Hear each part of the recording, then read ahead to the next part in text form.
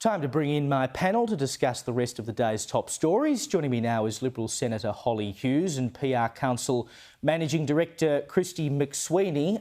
I think I'm going to have to call you the Bond girls. We've got the two blonde lasses here, the roses next to the thorn, which is me, of course.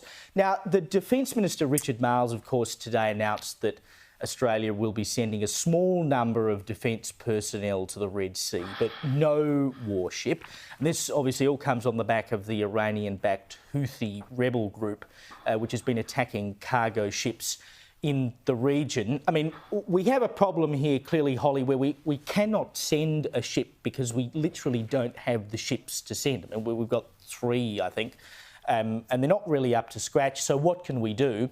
So Marles says, the US has got no problem. We're going to send 16 Defence Force personnel. I mean, surely we can do better than 16 people. Look, and I'm not sure it's actually correct that we don't have a ship that's ready to go, because when the request was first made, the Navy certainly said that they were ready to respond. So I'm not quite sure that that's actually the truth behind the matter. But this is a disgraceful decision. The US, the UK and a series of our other close allies are all joining in this defence of the Suez Canal, which is what is 12% of the world's trade goes through.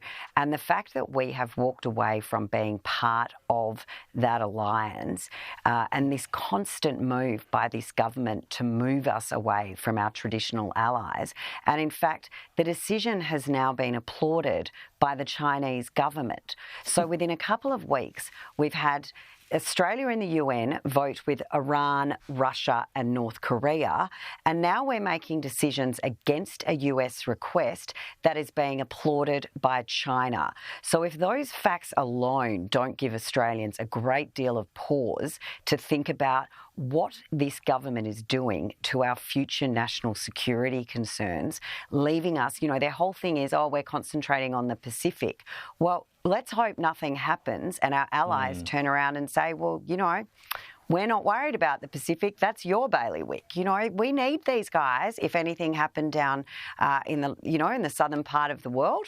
And this absolute defiance of a US request, of them refusing to be part of something that could have not only a great impact on world trade, but a very direct impact on Australians' back pocket when it comes to cost of living pressures, because the more goods that can't get in, the more goods that can't get out, and the higher costs associated with them will just mean that we're paying more for everything at home.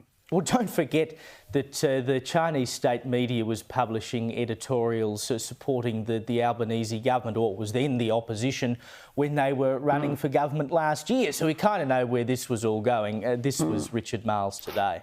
Yeah. We are making a contribution which is significant, which is commensurate with our size and our place in the world. I mean, blah, blah, blah. If we don't have defence capability, Christy, we're stuffed. Look, the government released a Defence Strategic Review not long ago. It's the first one that's been done in a couple of decades. I think there was a mini one done in 2012. But this is a significant piece of work, and it simply says that Australia needs to develop a restructure of Navy, Air Force, and in particular, and very controversially, Army. So there was a lot of talk around defence and strategic policy advisors in Canberra that the review was welcome, but it didn't have a roadmap of what Australia needs to do to equip itself to defend itself, and not signalling that we're ready to stand with the United States and the United Kingdom is a snub to AUKUS, it's a snub to the alliance, it's a snub to our top 2 foreign direct investment partners in Australia. And I have no idea what Anthony Albanese spoke to Joe Biden about. If this is the first test of those 2 trips to the United States, I would really like to understand what went on. We don't know what he's talked to anyone about. Well, we know he talked to Xi Jinping about Tassie Devils and pandas, but I mean, apart from that, his interactions with world leaders, we don't really know. Now, look, if I had it my way, we would abolish councils. I hate them. I used to be a local government reporter. I saw it up close. I have a distinct disdain for councils, and I never fail to have this confirmed again.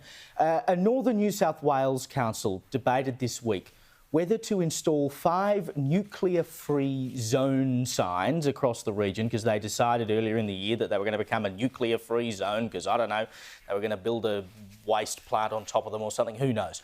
But the cost for these 5 signs, $41,000. Now, I mean, this proposal came from the Clarence Valley Climate Change Advisory Committee, whatever that is. I mean, Holly, can't these people just stick to their knitting or perhaps more accurately, the emptying of the bins? Well, that's right. Rates, roads and rubbish. That is what councils are responsible for. And we know that many of them aren't too good at doing those things. But this is just another example of this woke virtue signalling that councils seem to find part of their remit.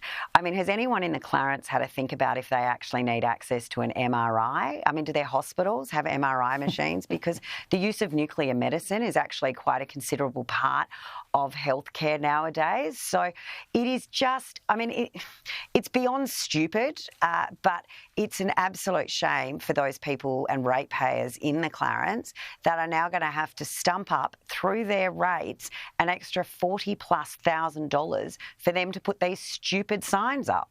Well, I think they've decided they're not going to do it in some sort of breakthrough of common sense. But the fact that it even got... Because, like, when a proposal comes to council, it has to go to the council staff, and the council staff then put it on the agenda to go to the... I mean, the fact that it got through all that process to begin with is just extraordinary. Now, Labor is in the spotlight today after it was revealed by the Oz that Bill Shorten's department, Services Australia, failed to answer any of the 362 questions asked of it by deadline during the latest round of Senate estimates. But Shorten says they haven't been answered because he reckons the coalition got ChatGPT to write them. I mean, Christy, in all your days of working for MPs, did you ever get out the AI to script your questions? Oh, gosh. Well, I mean, I've been there since the dawn of BlackBerry, Caleb, right up until, 24-hour TV and all the technology help you could possibly have. And, gosh, at no point ever do you not write your work, check it. You're almost paranoid sending something to a minister, and the day they take your piece of paper into the chamber for question time, you watch and hope that you have done the right thing, because on your head be it. It is one of the most scary days as an advisor when that happens. If you've got it wrong, oh my gosh. We're pretty serious about question time. I've got to, just very quickly, Holly, like, come on, 360 odd questions, he couldn't answer a single one of them. I mean, please. No, and look, I'm pretty sure there's 1 or 2 from me in there, because I don't sit in that committee But did you write them? But did you write them with ChatGPT though? Holly? No, see, this is the thing though. So a lot of Senate estimate questions that are taken on notice are questions that are asked verbally that either the representing minister or the department are unable to answer. And so they ask, can we take that on notice? So these aren't necessarily questions that are submitted to them later. These are questions that are asked by the senators during the estimates process. So quite often this is quite a robust discussion. It's certainly a live discussion that you might start with one question that takes you in different directions. And quite often, if they can't provide the detail that you want, they will take that on notice. So a lot of these questions that Minister Shorten has ignored, and, you know, not to pick on Bill, he is not the only offender here. True. He's one of the worst. I think it's about 1,600. But a lot of the departments here, it is absolutely pathetic. This was going to be the most transparent government, yet they have the most outstanding number of questions on notice.